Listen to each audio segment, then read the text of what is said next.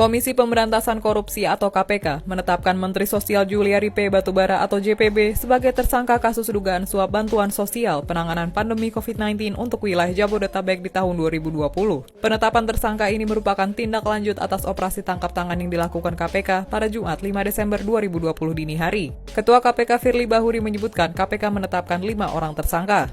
3 diantaranya sebagai penerima, yakni JPB, MJS, dan AW. MJS dan AW diketahui merupakan pejabat pembuat komitmen di Kementerian Sosial, sementara AIM dan HS merupakan pihak swasta. Dalam operasi tangkap tangan tersebut, KPK mengamankan 6 orang, yaitu MJS, Direktur PT TPAU berinisial WG, AIM, HS, seorang sekretaris di Kemensos berinisial SN, dan seorang pihak swasta berinisial SJY. Juliari ditetapkan sebagai tersangka penerima suap oleh Komisi Pemberantasan Korupsi pada Minggu 6 Desember 2020.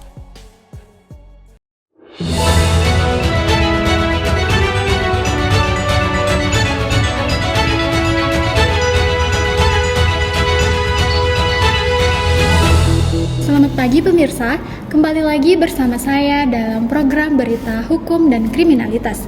Pada kesempatan kali ini kita akan membahas salah satu kasus korupsi yang sempat menggemparkan Indonesia, yaitu kasus korupsi dana bantuan sosial COVID-19 yang melibatkan mantan Menteri Sosial Republik Indonesia, Juliari Batubara. Kasus ini menjadi perhatian publik karena terjadi di tengah situasi pandemi COVID-19 saat masyarakat sedang mengalami kesulitan ekonomi dan sangat membutuhkan bantuan dari pemerintah. Pemirsa, kasus ini bermula ketika pemerintah menyalurkan bantuan sosial atau bansos kepada masyarakat terdampak pandemi COVID-19 pada tahun 2020. Program bantuan tersebut berada di bawah pengelolaan Kementerian Sosial. Namun, dalam proses penyalurannya, diduga terjadi praktik korupsi berupa pemotongan uang dari setiap paket bantuan sosial yang diberikan kepada masyarakat. Komisi Pemberantasan Korupsi atau KPK mengungkapkan bahwa terdapat fee atau sejumlah uang yang harus disetor oleh pihak penyedia paket sembako kepada pejabat tertentu di Kementerian Sosial. Nilainya diperkirakan sebesar 10.000 dari setiap paket bantuan sosial, padahal total paket bantuan yang disalurkan mencapai jutaan paket. Dari praktik tersebut, negara diperkirakan mengalami kerugian yang sangat besar. Setelah melakukan penyelidikan, KPK akhirnya menetapkan Juliari Batubara sebagai tersangka pada Desember 2020. Ia diduga menerima uang suap miliaran rupiah yang berasal dari perusahaan penyedia bantuan sosial COVID-19. Kasus ini kemudian menjadi sorotan nasional karena dinilai sangat tidak manusiawi. Banyak masyarakat merasa kecewa karena dana yang seharusnya digunakan untuk membantu rakyat justru dikorupsi oleh pejabat negara. Pemirsa, pada akhirnya Pengadilan Tindak Pidana Korupsi Jakarta menjatuhkan hukuman kepada Juliari Batubara berupa pidana penjara selama 12 tahun, denda ratusan juta rupiah, serta kewajiban membayar uang pengganti. Hak politiknya juga dicabut untuk beberapa tahun setelah selesai menjalani hukuman penjara. Putusan tersebut diharapkan dapat menjadi pelajaran bagi para pejabat negara agar tidak menyalahgunakan jabatan dan kekuasaan yang dimiliki.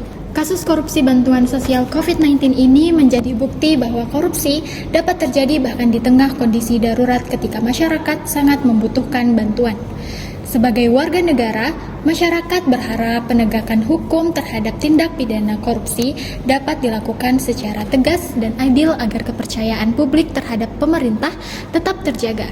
Saya Mutia Kasih, pamit undur diri. Terima kasih telah menyaksikan dan sampai jumpa di berita selanjutnya.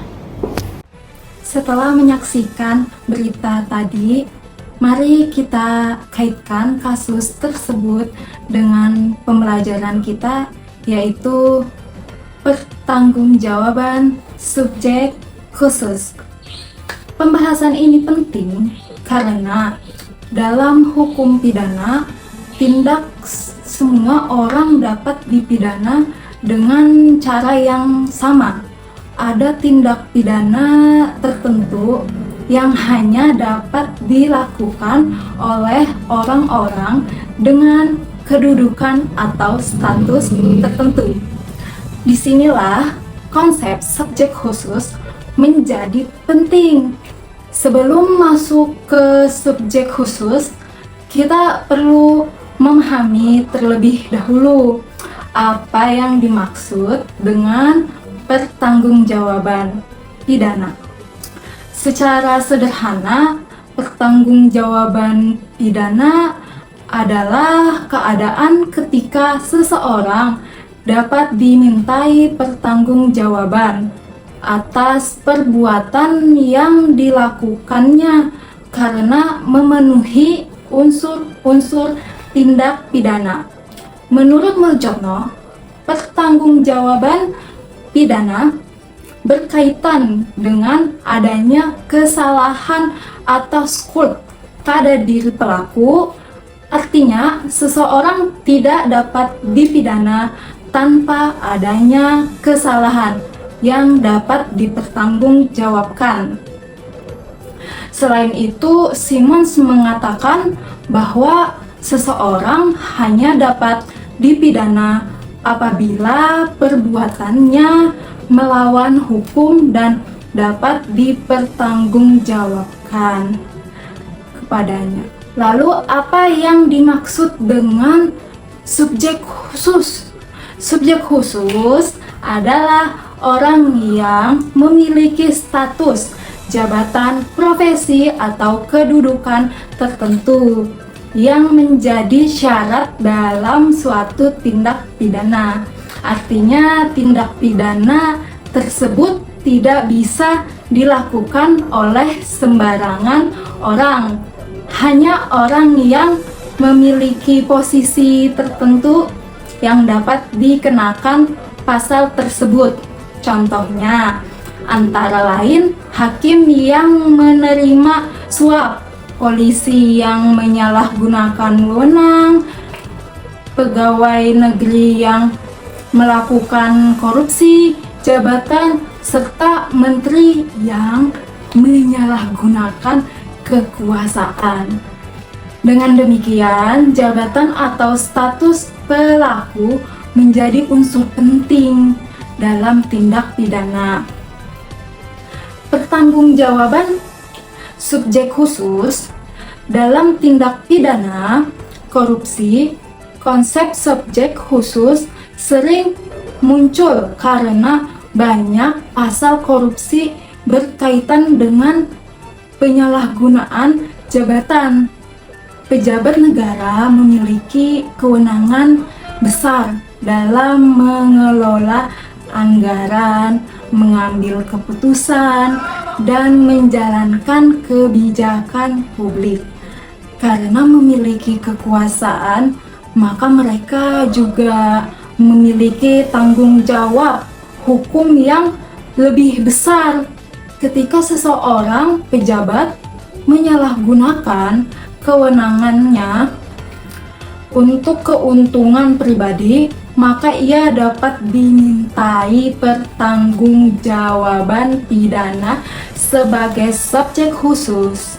Hal ini diatur dalam Undang-Undang Nomor 31 Tahun 1999 tentang Pemberantasan Tindak Pidana Korupsi yang kemudian diubah dengan Undang-Undang Nomor 20 Tahun 2001. Pentingnya pertanggungjawaban subjek khusus. Konsep pertanggungjawaban penting untuk menjaga integritas jabatan publik. Pejabat negara diberikan kewenangan untuk melayani masyarakat, bukan untuk memperkaya diri sendiri.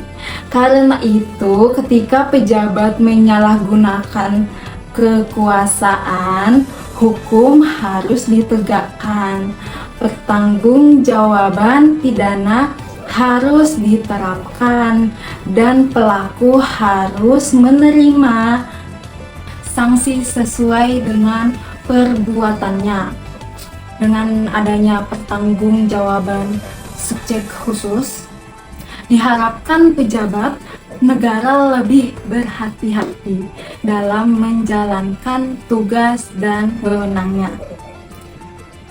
Dengan demikian, pertanggungjawaban subjek khusus menjadi penting untuk memastikan bahwa setiap penyalahgunaan jabatan dapat dipertanggungjawabkan secara hukum